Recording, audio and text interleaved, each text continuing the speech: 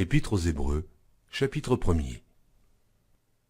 Après avoir autrefois, à plusieurs reprises et de plusieurs manières, parlé à nos pères par les prophètes, Dieu, dans ces derniers temps, nous a parlé par le Fils qu'il a établi héritier de toutes choses, par lequel il a aussi créé le monde, et qui, étant le reflet de sa gloire et l'empreinte de sa personne, et soutenant toutes choses par sa parole puissante, a fait la purification des péchés et s'est assise à la droite de la majesté divine dans les lieux très hauts. Devenu d'autant supérieur aux anges qu'il a hérité d'un nom plus excellent que le leur. Car auquel des anges Dieu a-t-il jamais dit : « Tu es mon fils, je t'ai engendré aujourd'hui et encore, je serai pour lui un père, et il sera pour moi un fils. » Et lorsqu'il introduit de nouveau dans le monde le premier-né, il dit que tous les anges de Dieu l'adorent. De plus, il dit des anges, celui qui fait de ses anges des vents et de ses serviteurs une flamme de feu. Mais il a dit au Fils : « Ton trône, ô Dieu, est à toujours le sceptre de ton règne, est un sceptre d'équité. Tu aimes la justice et tu hais la méchanceté. C'est pourquoi, ô Dieu, ton Dieu t'a oint d'une huile de joie par privilège sur tes collègues. » Et encore, toi, Seigneur, tu as au commencement fondé la terre, et les cieux sont l'ouvrage de tes mains. Ils périront, mais tu subsistes. Ils vieilliront tous comme un vêtement. Tu les rouleras comme un manteau, et ils seront changés. Mais toi, tu restes le même, et tes années ne finiront point. Et auquel des anges a-t-il jamais dit : « Assieds-toi à ma droite, jusqu'à ce que je fasse de tes ennemis ton marchepied. » Ne sont-ils pas tous des esprits au service de Dieu, envoyés pour exercer un ministère en faveur de ceux qui doivent hériter du salut ?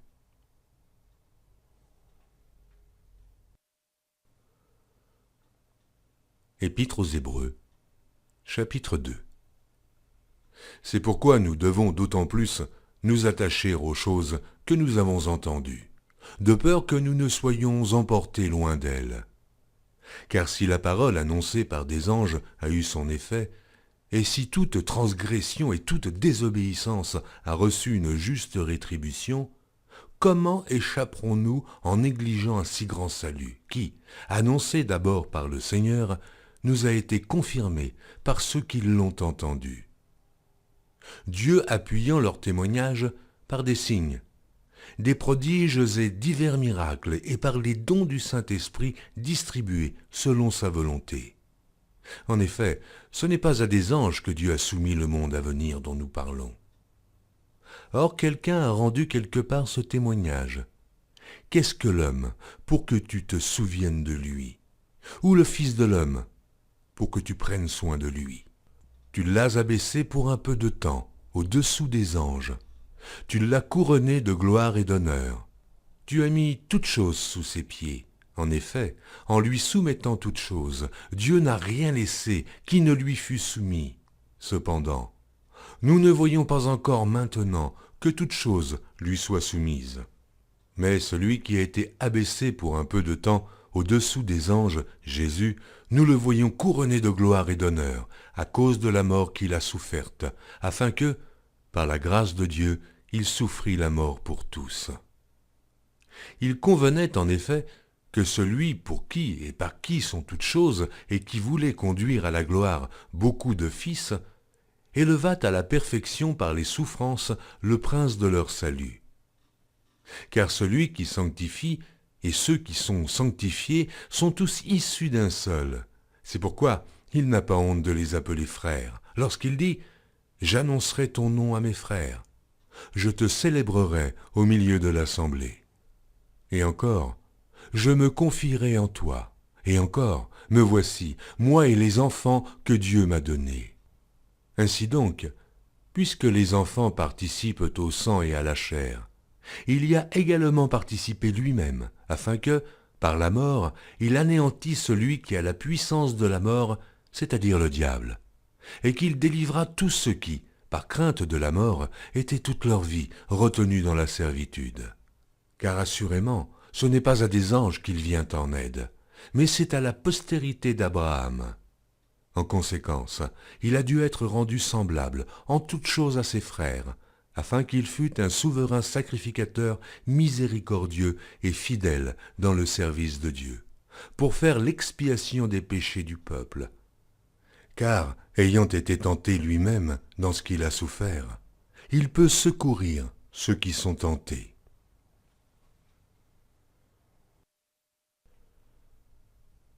Épître aux Hébreux, chapitre 3.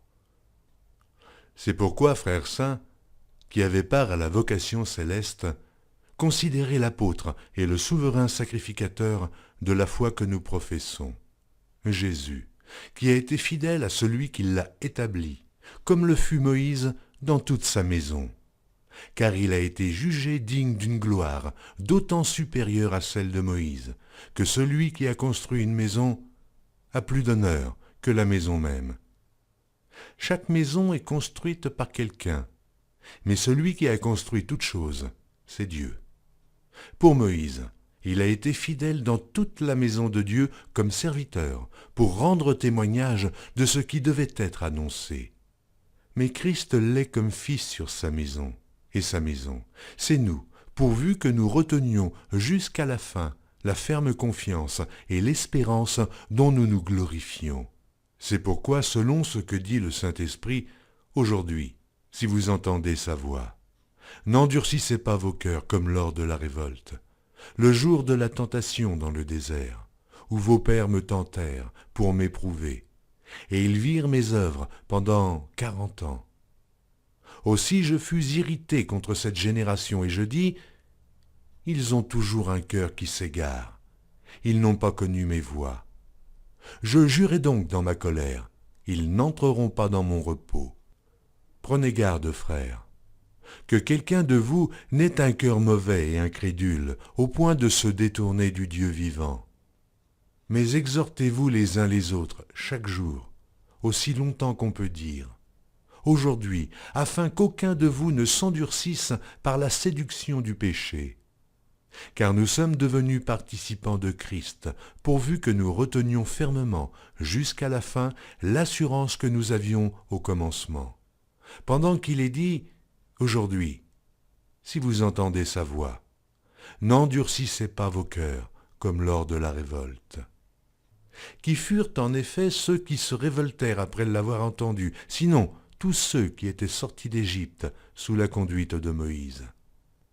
Et contre qui Dieu fut-il irrité pendant 40 ans, sinon contre ceux qui péchaient et dont les cadavres tombèrent dans le désert?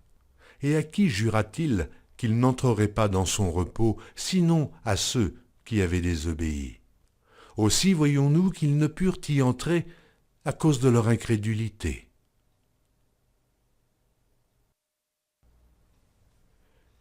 Épître aux Hébreux, chapitre 4. Craignons donc, tandis que la promesse d'entrer dans son repos subsiste encore, qu'aucun de vous ne paraisse être venu trop tard. Car cette bonne nouvelle nous a été annoncée aussi bien qu'à eux, mais la parole qui leur fut annoncée ne leur servit de rien, parce qu'elle ne trouva pas de la foi chez ceux qui l'entendirent. Pour nous qui avons cru, nous entrons dans le repos selon qu'il dit, « Je jurai dans ma colère, ils n'entreront pas dans mon repos. » Il dit cela quoique ses œuvres eussent été achevées depuis la création du monde. Car il a parlé quelque part ainsi du 7e jour. Et Dieu se reposa de toutes ses œuvres le 7e jour. Et ici encore, ils n'entreront pas dans mon repos. Or, puisqu'il est encore réservé à quelques-uns d'y entrer, et que ceux à qui d'abord la promesse a été faite n'y sont pas entrés à cause de leur désobéissance, Dieu fixe de nouveau un jour aujourd'hui, en disant dans David, « Si longtemps après, comme il est dit plus haut, aujourd'hui, si vous entendez sa voix, n'endurcissez pas vos cœurs. Car si Josué leur eût donné le repos, il ne parlerait pas après cela d'un autre jour. Il y a donc un repos de Shabbat réservé au peuple de Dieu. Car celui qui entre dans le repos de Dieu se repose de ses œuvres, comme Dieu s'est reposé des siennes. Efforçons-nous donc d'entrer dans ce repos, afin que personne ne tombe en donnant le même exemple de désobéissance. car la parole de Dieu est vivante et efficace, plus tranchante qu'une épée quelconque à deux tranchants, pénétrante jusqu'à partager âme et esprit, jointures et moelles. Elle juge les sentiments et les pensées du cœur. Nulle créature n'est cachée devant lui, mais tout est à nu et à découvert aux yeux de celui à qui nous devons rendre compte. Ainsi, puisque nous avons un grand souverain sacrificateur qui a traversé les cieux, Jésus, le Fils de Dieu, demeurons fermes dans la foi que nous professons. Car nous n'avons pas un souverain sacrificateur qui ne puisse compatir à nos faiblesses. Au contraire, il a été tenté comme nous, en toutes choses, sans commettre de péché. Approchons-nous donc avec assurance du trône de la grâce, afin d'obtenir miséricorde et de trouver grâce pour être secourus dans nos besoins.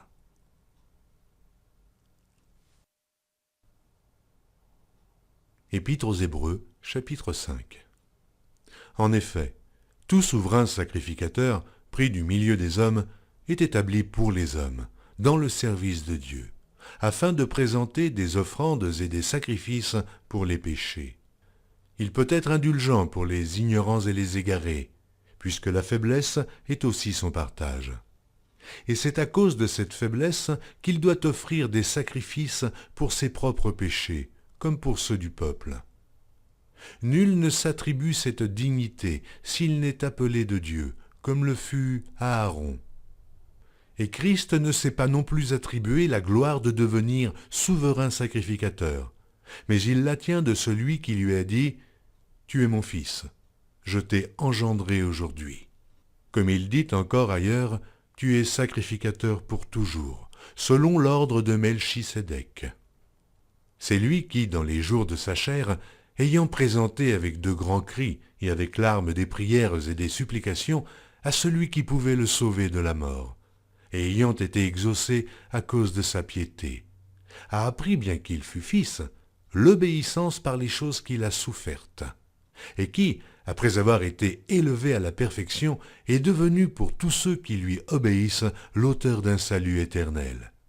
Dieu l'ayant déclaré souverain sacrificateur selon l'ordre de Melchisédek. Nous avons beaucoup à dire là-dessus, et des choses difficiles à expliquer, parce que vous êtes devenus lents à comprendre. Vous, en effet, qui depuis longtemps devriez être des maîtres, vous avez encore besoin qu'on vous enseigne les premiers rudiments des oracles de Dieu.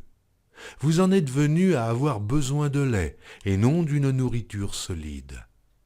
Or quiconque en est au lait n'a pas l'expérience de la parole de justice, car il est un enfant. Mais la nourriture solide est pour les hommes faits, pour ceux dont le jugement est exercé par l'usage à discerner ce qui est bien et ce qui est mal.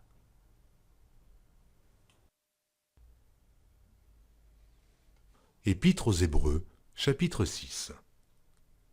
C'est pourquoi, laissant les éléments de la parole de Christ, tendons à ce qui est parfait, sans poser de nouveau le fondement du renoncement aux œuvres mortes, de la foi en Dieu, de la doctrine des baptêmes, de l'imposition des mains, de la résurrection des morts et du jugement éternel. C'est ce que nous ferons, si Dieu le permet. Car il est impossible que ceux qui ont été une fois éclairés et qui ont goûté le don céleste, qui ont eu part au Saint-Esprit, qui ont goûté la bonne parole de Dieu et les puissances du siècle à venir, et qui sont tombés, soient encore renouvelés et amenés à la repentance, puisqu'ils crucifient pour leur part le Fils de Dieu et l'exposent à l'ignominie. Lorsqu'une terre est abreuvée par la pluie qui tombe souvent sur elle, et qu'elle produit une herbe utile à ceux pour qui elle est cultivée, elle participe à la bénédiction de Dieu. Mais si elle produit des épines et des chardons, elle est réprouvée et près d'être maudite, et on finit par y mettre le feu. Quoique nous parlions ainsi, bien-aimés, nous attendons, pour ce qui vous concerne, des choses meilleures et favorables au salut. Car Dieu n'est pas injuste pour oublier votre travail et l'amour que vous avez montré pour son nom, ayant rendu et rendant encore des services aux saints. Nous désirons que chacun de vous montre le même zèle pour conserver jusqu'à la fin une pleine espérance, en sorte que vous ne vous relâchiez point, et que vous imitiez ceux qui, par la foi et la persévérance, héritent des promesses. Lorsque Dieu fit la promesse à Abraham, ne pouvant jurer par un plus grand que lui, il jura par lui-même et dit « Certainement je te bénirai, et je multiplierai ta postérité. » Et c'est ainsi qu'Abraham, ayant persévéré, obtint l'effet de la promesse. Or les hommes jurent par celui qui est plus grand qu'eux, et le serment est une garantie qui met fin à tous leurs différends. C'est pourquoi Dieu, voulant montrer avec plus d'évidence aux héritiers de la promesse l'immutabilité de sa résolution, intervint par un serment, afin que, par deux choses immuables dans lesquelles il est impossible que Dieu mente, nous trouvions un puissant encouragement, nous dont le seul refuge a été de saisir l'espérance qui nous était proposée. Cette espérance, nous la possédons, comme une ancre de l'âme, sûre et solide. Elle pénètre au-delà du voile. Là où Jésus est entré, pour nous, comme précurseur, ayant été fait souverain sacrificateur pour toujours, selon l'ordre de Melchisédek.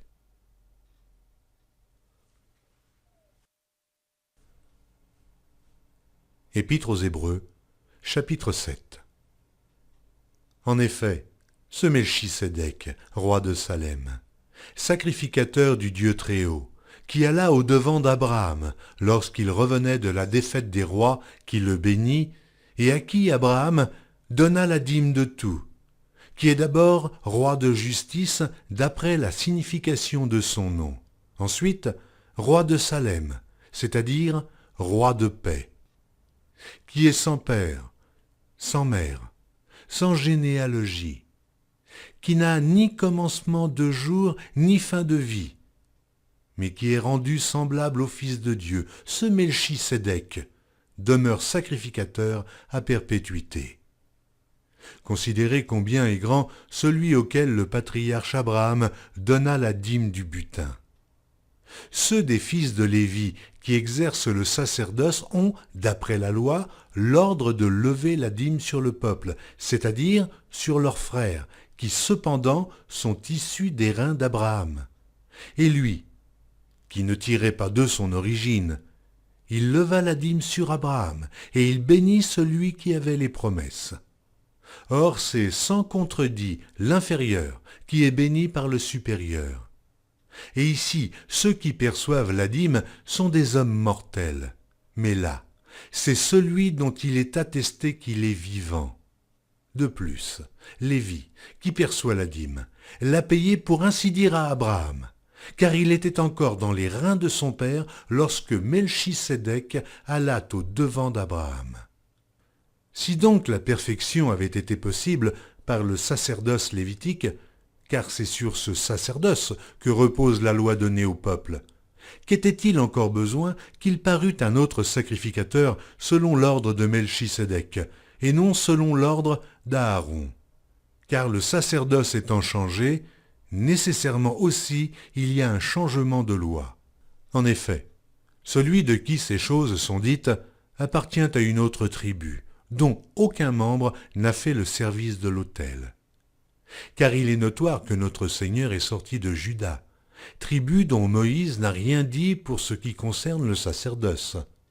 Cela devient plus évident encore quand il paraît un autre sacrificateur à la ressemblance de Melchisédek, institué non d'après la loi d'une ordonnance charnelle, mais selon la puissance d'une vie impérissable. Car ce témoignage lui est rendu. Tu es sacrificateur pour toujours, selon l'ordre de Melchisédek. Il y a ainsi abolition d'une ordonnance antérieure, à cause de son impuissance et de son inutilité. Car la loi n'a rien amené à la perfection, et introduction d'une meilleure espérance par laquelle nous nous approchons de Dieu. Et comme cela n'a pas eu lieu sans serment, car tandis que les Lévites sont devenus sacrificateurs sans serment, Jésus l'est devenu avec serment par celui qui lui a dit « Le Seigneur a juré et il ne se repentira pas. Tu es sacrificateur pour toujours selon l'ordre de Melchisédek. Jésus est par cela même le garant d'une alliance plus excellente. De plus, il y a eu des sacrificateurs en grand nombre, parce que la mort les empêchait d'être permanents. Mais lui, parce qu'il demeure éternellement, possède un sacerdoce qui n'est pas transmissible.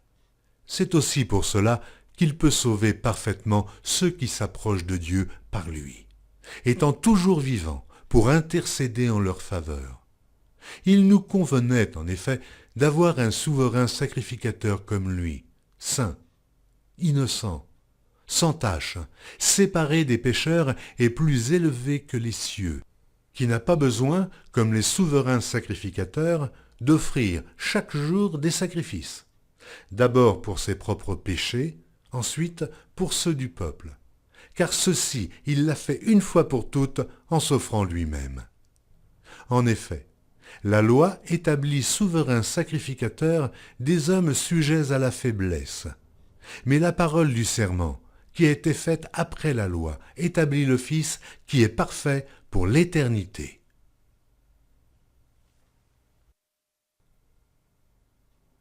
Épître aux Hébreux, chapitre 8. Le point capital de ce qui vient d'être dit, c'est que nous avons un tel souverain sacrificateur qui s'est assis à la droite du trône de la majesté divine dans les cieux comme ministre du sanctuaire et du véritable tabernacle, qui a été dressé par le Seigneur et non par un homme. Tout souverain sacrificateur est établi pour présenter des offrandes et des sacrifices, d'où il est nécessaire que celui-ci ait aussi quelque chose à présenter. S'il était sur la terre, il ne serait pas même sacrificateur, puisque là sont ceux qui présentent des offrandes selon la loi, lesquels célèbrent un culte, image et ombre des choses célestes, selon que Moïse en fut divinement averti lorsqu'il allait construire le tabernacle. Et soin lui fut-il dit de faire tout d'après le modèle qui t'a été montré sur la montagne. Mais maintenant, il a obtenu un ministère d'autant supérieur qu'il est le médiateur d'une alliance plus excellente qui a été établie sur de meilleures promesses. En effet, si la première alliance avait été sans défaut, il n'aurait pas été question de la remplacer par une seconde. Car c'est avec l'expression d'un blâme que le Seigneur dit à Israël, « Voici, les jours viennent, dit le Seigneur, où je ferai avec la maison d'Israël et la maison de Juda une alliance nouvelle. Non comme l'alliance que je traitais avec leur père, le jour où je les saisis par la main pour les faire sortir du pays d'Égypte. Car ils n'ont pas persévéré dans mon alliance, et moi aussi, je ne me suis pas soucié d'eux, dit le Seigneur. Mais voici l'alliance que je ferai avec la maison d'Israël. Après ces jours-là, dit le Seigneur, je mettrai mes lois dans leur esprit. Je les écrirai dans leur cœur, et je serai leur Dieu, et ils seront mon peuple. Aucun n'enseignera plus son concitoyen, ni aucun son frère, en disant « Connais le Seigneur, car tous me connaîtront, depuis le plus petit jusqu'au plus grand d'entre eux. Parce que je pardonnerai leurs iniquités, et que je ne me souviendrai plus de leurs péchés. » En disant « une alliance nouvelle », il a déclaré la première ancienne. Or, ce qui est ancien, ce qui a vieilli, est près de disparaître.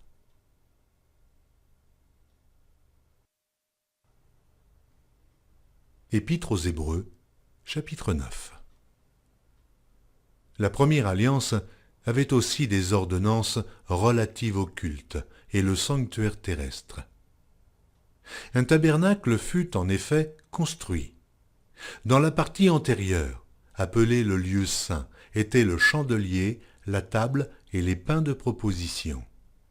Derrière le second voile se trouvait la partie du tabernacle appelée le Saint des Saints, renfermant l'autel d'or pour les parfums et l'arche de l'Alliance entièrement recouverte d'or.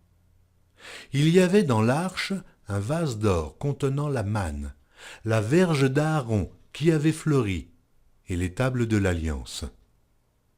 Au-dessus de l'arche étaient les chérubins de la gloire, couvrant de leur ombre le propitiatoire.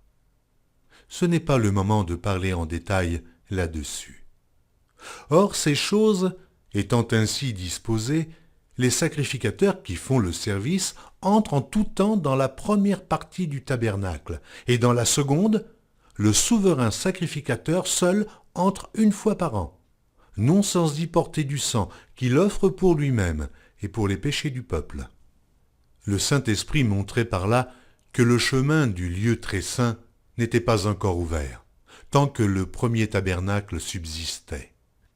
C'est une figure pour le temps actuel, où l'on présente des offrandes et des sacrifices, qui ne peuvent rendre parfait, sous le rapport de la conscience, celui qui rend ce culte, et qui, avec les aliments, les boissons et les diverses ablutions, étaient des ordonnances charnelles, imposées seulement jusqu'à une époque de réformation. Mais Christ est venu comme souverain sacrificateur des biens à venir. Il a traversé le tabernacle plus grand et plus parfait, qui n'est pas construit de main d'homme, c'est-à-dire qui n'est pas de cette création. Et il est entré une fois pour toutes dans le lieu très saint, non avec le sang des boucs et des veaux, mais avec son propre sang, ayant obtenu une rédemption éternelle. Car si le sang des taureaux et des boucs et la cendre d'une vache répandue sur ceux qui sont souillés sanctifient et procurent la pureté de la chair, combien plus le sang de Christ qui, par un esprit éternel, s'est offert lui-même sans tache à Dieu. Purifiera-t-il votre conscience des œuvres mortes afin que vous serviez le Dieu vivant? Et c'est pour cela qu'il est le médiateur d'une nouvelle alliance, afin que, la mort étant intervenue pour le rachat des transgressions commises sous la première alliance, ceux qui ont été appelés reçoivent l'héritage éternel qui leur a été promis. Car là où il y a un testament, il est nécessaire que la mort du testateur soit constatée. Un testament, en effet, n'est valable qu'en cas de mort, puisqu'il n'a aucune force tant que le testateur vit. Voilà pourquoi c'est avec du sang que même la première alliance fut inaugurée. Moïse, après avoir prononcé devant tout le peuple tous les commandements de la loi, prit le sang des veaux et des boucs avec de l'eau, de la laine écarlate et de l'hysope, et il fit l'aspersion sur le livre lui-même et sur tout le peuple en disant « Ceci est le sang de l'alliance que Dieu a ordonné pour vous. » Il fit pareillement l'aspersion avec le sang sur le tabernacle et sur tous les ustensiles du culte. Et presque tout, d'après la loi, est purifié avec du sang, et sans effusion de sang, il n'y a pas de pardon. Il était donc nécessaire, puisque les images des choses qui sont dans les cieux devaient être purifiées de cette manière, que les choses célestes elles-mêmes le fussent par des sacrifices plus excellents que ceux-là. Car Christ n'est pas entré dans un sanctuaire fait de main d'homme, en imitation du véritable, mais il est entré dans le ciel même afin de comparaître maintenant pour nous devant la face de Dieu. Et ce n'est pas pour s'offrir lui-même plusieurs fois qu'il y est entré, comme le souverain sacrificateur entre chaque année dans le sanctuaire avec du sang étranger. Autrement, il aurait fallu qu'il eût souffert plusieurs fois depuis la création du monde. Tandis que maintenant, à la fin des siècles, il apparut une seule fois pour abolir le péché par son sacrifice. Et comme il est réservé aux hommes de mourir une seule fois, après quoi vient le jugement, de même Christ, qui s'est offert une seule fois pour porter les péchés de plusieurs, apparaîtra sans péché une seconde fois à ceux qui l'attendent pour le salut. Épître aux Hébreux, chapitre 10.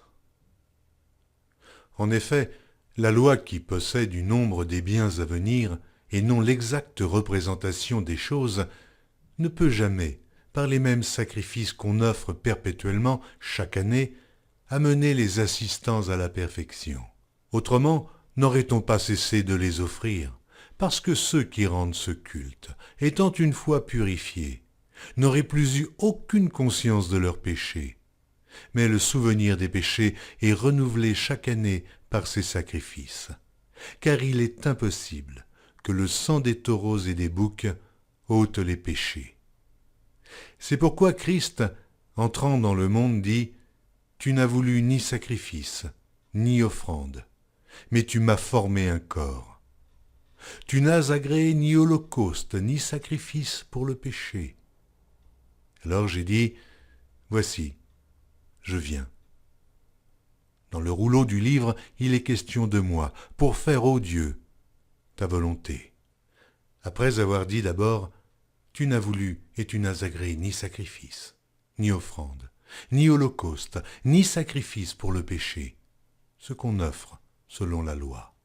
Il dit ensuite, voici, je viens pour faire ta volonté. Il abolit ainsi la première chose pour établir la seconde. C'est en vertu de cette volonté que nous sommes sanctifiés par l'offrande du corps de Jésus-Christ une fois pour toutes.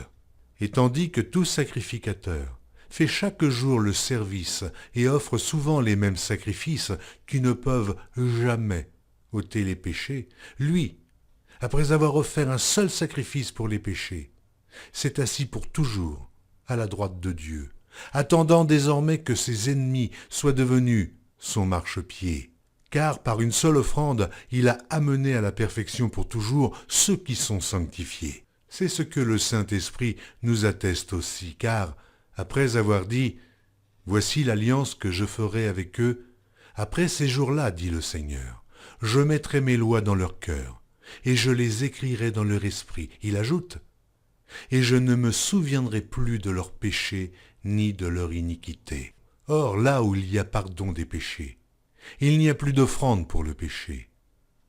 Ainsi donc, frères, puisque nous avons, au moyen du sang de Jésus, une libre entrée dans le sanctuaire, par la route nouvelle et vivante qu'il a inaugurée pour nous au travers du voile, c'est-à-dire de sa chair, et puisque nous avons un souverain sacrificateur établi sur la maison de Dieu, approchons-nous avec un cœur sincère, dans la plénitude de la foi, les cœurs purifiés d'une mauvaise conscience et le corps lavé d'une eau pure. Retenons fermement la profession de notre espérance, car celui qui a fait la promesse est fidèle. Veillons les uns sur les autres pour nous exciter à la charité et aux bonnes œuvres. N'abandonnons pas notre assemblée, comme c'est la coutume de quelques-uns, mais exhortons-nous réciproquement, et cela d'autant plus que vous voyez s'approcher le jour. Car si nous péchons volontairement, après avoir reçu la connaissance de la vérité, il ne reste plus de sacrifice pour les péchés, mais une attente terrible du jugement et l'ardeur d'un feu qui dévorera les rebelles. Celui qui a violé la loi de Moïse meurt sans miséricorde, sur la déposition de 2 ou 3 témoins. Et quel pire châtiment pensez-vous que sera jugé digne celui qui aura foulé aux pieds le Fils de Dieu, qui aura tenu pour profane le sang de l'alliance par lequel il a été sanctifié et qui aura outragé l'esprit de la grâce. Car nous connaissons celui qui a dit « À moi la vengeance, à moi la rétribution » et encore « Le Seigneur jugera son peuple ». C'est une chose terrible que de tomber entre les mains du Dieu vivant. Souvenez-vous de ces premiers jours où, après avoir été éclairés, vous avez soutenu un grand combat au milieu des souffrances. D'une part exposé comme en spectacle aux opprobres et aux tribulations, et de l'autre, vous associant à ceux dont la position était la même. En effet, vous avez eu de la compassion pour les prisonniers, et vous avez accepté avec joie l'enlèvement de vos biens, sachant que vous avez des biens meilleurs et qui durent toujours. N'abandonnez donc pas votre assurance, à laquelle est attachée une grande rémunération. Car vous avez besoin de persévérance, afin qu'après avoir accompli la volonté de Dieu, vous obteniez ce qui vous est promis. Encore un peu de temps. Celui qui doit venir viendra, et il ne tardera pas. Et mon juste vivra par la foi, mais s'il se retire, mon âme ne prend pas plaisir en lui. Nous ne sommes pas de ceux qui se retirent pour se perdre, mais de ceux qui ont la foi pour sauver leur âme. Épître aux Hébreux, chapitre 11. Or la foi est une ferme assurance des choses qu'on espère, une démonstration de celles qu'on ne voit pas. Pour l'avoir possédé, les anciens ont obtenu un témoignage favorable. C'est par la foi que nous reconnaissons que le monde a été formé par la parole de Dieu, en sorte que ce qu'on voit n'a pas été fait de choses visibles. C'est par la foi qu'Abel offrit à Dieu un sacrifice plus excellent que celui de Caïn. C'est par elle qu'il fut déclaré juste, Dieu approuvant ses offrandes. Et c'est par elle qu'il parle encore, quoique mort. C'est par la foi qu'Enoch fut enlevé, pour qu'il ne vît point la mort, et qu'il ne parut plus parce que Dieu l'avait enlevé. Car, avant son enlèvement, il avait reçu le témoignage qu'il était agréable à Dieu. Or, sans la foi, il est impossible de lui être agréable, car il faut que celui qui s'approche de Dieu croie que Dieu existe et qu'il est le rémunérateur de ceux qui le cherchent. C'est par la foi que Noé, divinement averti des choses qu'on ne voyait pas encore et saisi d'une crainte respectueuse, construisit une arche pour sauver sa famille. C'est par elle qu'il condamna le monde et devint héritier de la justice qui s'obtient par la foi. C'est par la foi qu'Abraham, lors de sa vocation, obéit et partit pour un lieu qu'il devait recevoir en héritage, et qu'il partit sans savoir où il allait. C'est par la foi qu'il vint s'établir dans la terre promise, comme dans une terre étrangère, habitant sous des tentes, ainsi qu'Isaac et Jacob, les co-héritiers de la même promesse. Car il attendait la cité qui a de solides fondements, celle dont Dieu est l'architecte et le constructeur. C'est par la foi que Sarah elle-même, malgré son âge avancé, fut rendue capable d'avoir une postérité, parce qu'elle crut à la fidélité de celui qui avait fait la promesse. C'est pourquoi d'un seul homme, déjà usé de corps, naquit une postérité nombreuse, comme les étoiles du ciel, comme le sable qui est sur le bord de la mer, et qu'on ne peut compter. C'est dans la foi qu'ils sont tous morts, sans avoir obtenu les choses promises. Mais ils les ont vus et salués de loin, reconnaissant qu'ils étaient étrangers et voyageurs sur la terre. Ceux qui parlent ainsi montrent qu'ils cherchent une patrie. S'ils avaient eu en vue celle d'où ils étaient sortis, ils auraient eu le temps d'y retourner. Mais maintenant, ils en désirent une meilleure, c'est-à-dire une céleste. C'est pourquoi Dieu n'a pas honte d'être appelé leur Dieu, car il leur a préparé une cité. C'est par la foi qu'Abraham offrit Isaac lorsqu'il fut mis à l'épreuve, et qu'il offrit son fils unique, lui qui avait reçu les promesses, et à qui il avait été dit « En Isaac sera nommé pour toi une postérité ». Il pensait que Dieu est puissant, même pour ressusciter les morts. Aussi le recouvra-t-il par une sorte de résurrection. C'est par la foi qu'Isaac bénit Jacob et Ésaü, en vue des choses à venir.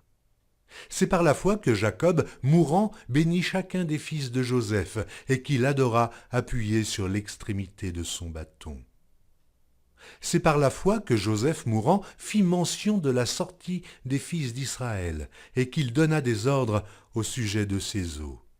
C'est par la foi que Moïse, à sa naissance, fut caché pendant 3 mois par ses parents, parce qu'ils virent que l'enfant était beau, et qu'ils ne craignirent pas l'ordre du roi. C'est par la foi que Moïse, devenu grand, refusa d'être appelé fils de la fille de Pharaon, aimant mieux être maltraité avec le peuple de Dieu que d'avoir pour un temps la jouissance du péché, regardant l'opprobre de Christ comme une richesse plus grande que les trésors de l'Égypte, car il avait les yeux fixés sur la rémunération. C'est par la foi qu'il quitta l'Égypte sans être effrayé de la colère du roi, car il se montra ferme, comme voyant celui qui est invisible. C'est par la foi qu'il fit la Pâque et l'aspersion du sang, afin que l'exterminateur ne touchât pas au premier-né des Israélites. C'est par la foi qu'ils traversèrent la mer Rouge comme un lieu sec, tandis que les Égyptiens qui en firent la tentative furent engloutis. C'est par la foi que les murailles de Jéricho tombèrent, après qu'on en eut fait le tour pendant 7 jours. C'est par la foi que Rahab la prostituée ne périt pas avec les rebelles, parce qu'elle avait reçu les espions avec bienveillance. Et que dirais-je encore?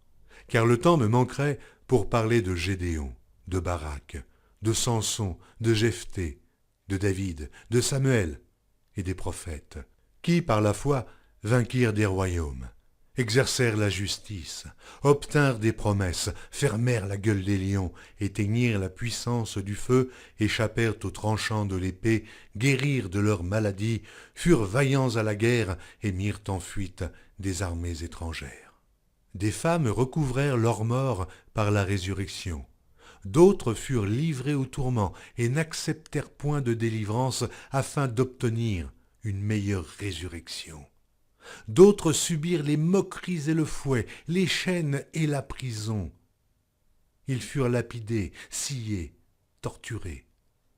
Ils moururent tués par l'épée, ils allèrent çà et là, vêtus de peaux de brebis et de peaux de chèvres, dénués de tout, persécutés, maltraités, eux dont le monde n'était pas digne, errant dans les déserts et les montagnes, dans les cavernes et les antres de la terre.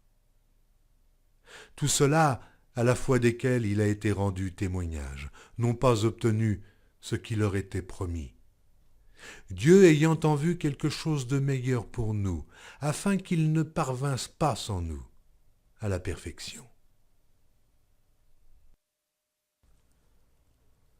Épître aux Hébreux, chapitre 12. Nous donc aussi, puisque nous sommes environnés d'une si grande nuée de témoins, rejetons tout fardeau et le péché qui nous enveloppe si facilement, et courons avec persévérance dans la carrière qui nous est ouverte, ayant les regards sur Jésus, le chef et le consommateur de la foi, qui, en vue de la joie qui lui était réservée, a souffert la croix, méprisé l'ignominie et s'est assise à la droite du trône de Dieu. Considérez en effet celui qui a supporté contre sa personne une telle opposition de la part des pécheurs, afin que vous ne vous lassiez point, l'âme découragée. Vous n'avez pas encore résisté jusqu'au sang en luttant contre le péché. Et vous avez oublié l'exhortation qui vous est adressée comme à des fils. Mon fils, ne méprise pas le châtiment du Seigneur, et ne perds pas courage lorsqu'il te reprend. Car le Seigneur châtie celui qu'il aime, et il frappe de la verge tous ceux qu'il reconnaît pour ses fils. Supportez le châtiment, car c'est comme des fils que Dieu vous traite. Car quel est le fils qu'un père ne châtie pas? Mais si vous êtes exempts du châtiment auquel tous ont part, vous êtes donc des enfants illégitimes, et non des fils. D'ailleurs, puisque nos pères, selon la chair, nous ont châtiés, et que nous les avons respectés, ne devons-nous pas, à bien plus forte raison, nous soumettre au Père des esprits pour avoir la vie? Nos pères nous châtiaient pour peu de jours, comme ils le trouvaient bon, mais Dieu nous châtie pour notre bien, afin que nous participions à sa sainteté. Il est vrai que tout châtiment semble d'abord un sujet de tristesse et non de joie, mais il produit plus tard, pour ceux qui ont été ainsi exercés, un fruit paisible de justice. Fortifiez donc vos mains languissantes et vos genoux affaiblis, et suivez avec vos pieds des voies droites, afin que ce qui est boiteux ne dévie pas, mais plutôt se raffermisse.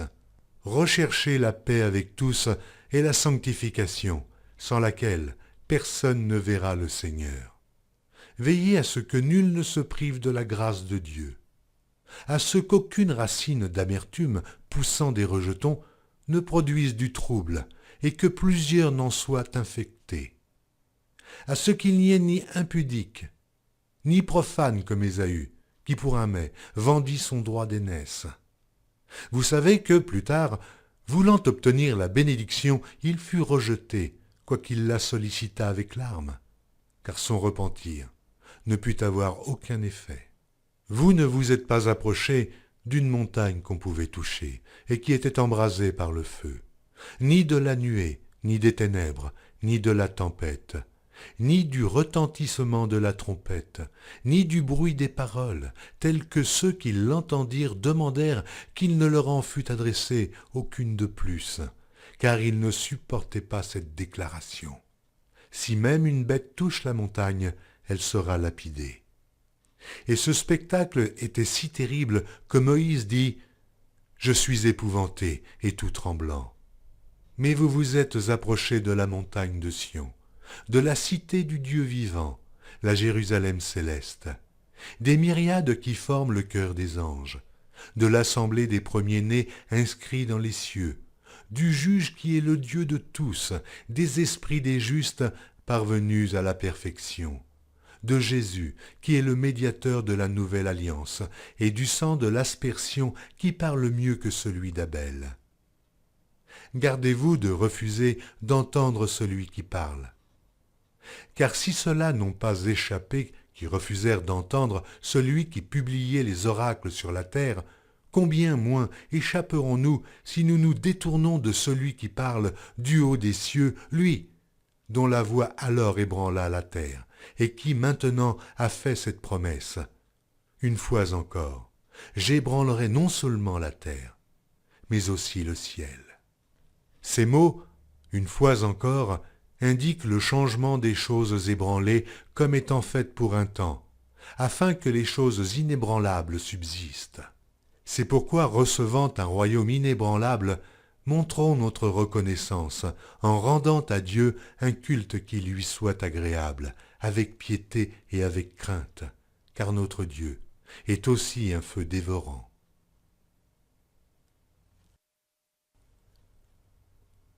Épître aux Hébreux, chapitre 13. Persévérez dans l'amour fraternel.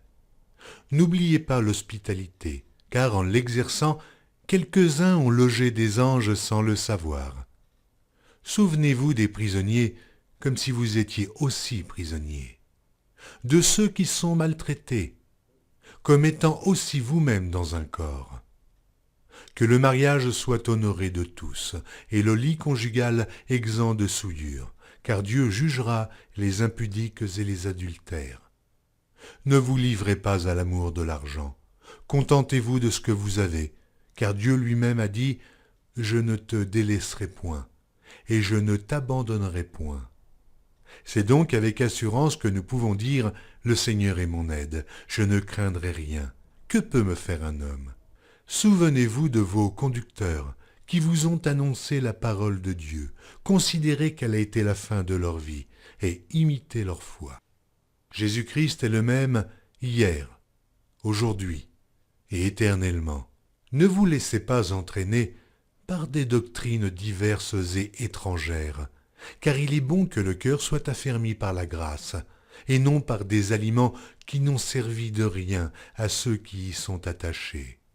Nous avons un autel dont ceux qui font le service au tabernacle n'ont pas le pouvoir de manger le corps des animaux dont le sang est porté dans le sanctuaire par le souverain sacrificateur pour le péché, sont brûlés hors du camp. C'est pour cela que Jésus aussi, afin de sanctifier le peuple par son propre sang, a souffert hors de la porte. Sortons donc pour aller à lui, hors du camp, en portant son opprobre. Car nous n'avons point ici-bas de cité permanente, mais nous cherchons celle qui est à venir. Par lui, offrons sans cesse à Dieu un sacrifice de louange, c'est-à-dire le fruit de lèvres qui confesse son nom. Et n'oubliez pas la bienfaisance et la libéralité, car c'est à de tels sacrifices que Dieu prend plaisir. Obéissez à vos conducteurs, et ayez pour eux de la déférence, car ils veillent sur vos âmes, comme devant en rendre compte. Qu'il en soit ainsi, afin qu'ils le fassent avec joie, et non en gémissant, ce qui vous ne serait d'aucun avantage. Priez pour nous, car nous croyons avoir une bonne conscience, voulant en toutes choses nous bien conduire. C'est avec instance que je vous demande de le faire, afin que je vous sois rendu plus tôt. Que le Dieu de paix qui a ramené d'entre les morts le grand pasteur des brebis par le sang d'une alliance éternelle, notre Seigneur Jésus, vous rende capable de toute bonne œuvre pour l'accomplissement de sa volonté, et fasse en vous ce qui lui est agréable, par Jésus-Christ, auquel soit la gloire au siècle des siècles. Amen. Je vous prie, frères, de supporter ces paroles d'exhortation, car je vous ai écrit brièvement. Sachez que notre frère Timothée a été relâché. S'il vient bientôt, j'irai vous voir avec lui. Saluez tous vos conducteurs, et tous les saints, ceux d'Italie vous saluent. Que la grâce soit avec vous tous. Amen.